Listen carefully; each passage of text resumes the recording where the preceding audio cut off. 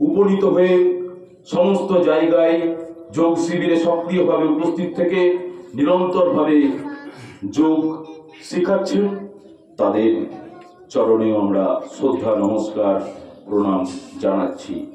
এবং বিভিন্ন সাধারণ মানুষজন যারা যোগ সাধক সাধিকা হিসাবে বিভিন্ন শিবিরগুলিতে উপস্থিত থেকে পূজ্য স্বামীজি মহারাজের দেওয়া যে উপদেশ, সেই উপদেশকে মাথায় নিয়ে তারা যেভাবে গ্রামে গঞ্জে পাড়ায় পাড়ায় ঘরে ঘরে যোগ প্রচার প্রসারের কাজে যুক্ত রয়েছেন, তাদেরকেও শ্রদ্ধা নমস্কার সম্মান জানাচ্ছি আজকের এই মহান যোগ দিবসের দিনে, মহান শিক্ষক দিবসের দিনে।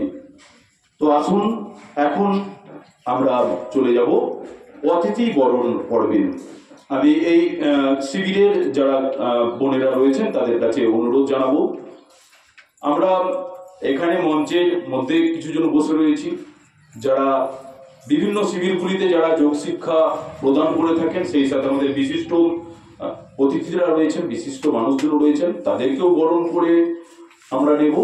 আর আমাদের সম্মুখে যারা বসে আছেন, এই যে এক ঝাঁক গোলাপের পাপড়ি যারা বসে আছে আমাদের ভাই বোনেরা, প্রস্ফুটিত পাপড়ি, তাদেরকেও আমরা শুভেচ্ছা ভালোবাসা জানাচ্ছি এবং সমস্ত মায়েদের, বোনদের, দিদিদের আমরা আন্তরিক শ্রদ্ধা নমস্কার জানাচ্ছি।